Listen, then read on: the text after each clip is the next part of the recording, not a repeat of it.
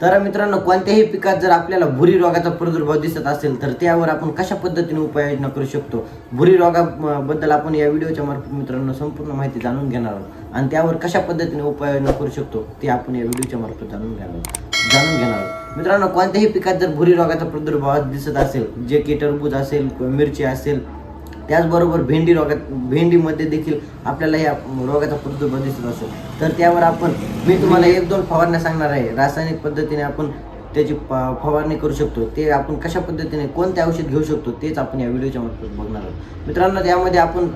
मित्रांनो, मी तुम्हाला 2-3 बुरशीनाशक सांगणार आहे, त्यापैकी तुम्ही कोणतंही एक बुरशीनाशक घेऊ शकता आणि आपल्या कोणत्याही पिकावर जर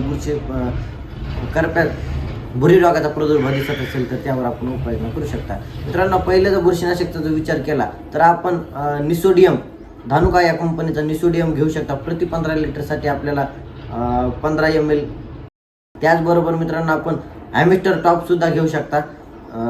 प्रति 15 लिटरसाठी आपल्याला 25 ml ॲमिस्टर टॉप घ्यायचं आहे। त्याचबरोबर मित्रांनो, आपण टाटा कंपनीचा ताकद सुद्धा घेऊ शकता। अशा पद्धतीने कोणतंही एक बुरशीनाशक घेऊन आपल्याला आपल्या पिकावर फवारणी करून घ्यायची आहे आणि निश्चितच तुम्हाला मित्रांनो चांगला रिझल्ट एकदम आलेला दिसेल। या तिन्हीपैकी एक बुरशीनाशक घेऊन आणि आपल्याला फवारणी करायची आहे। धन्यवाद।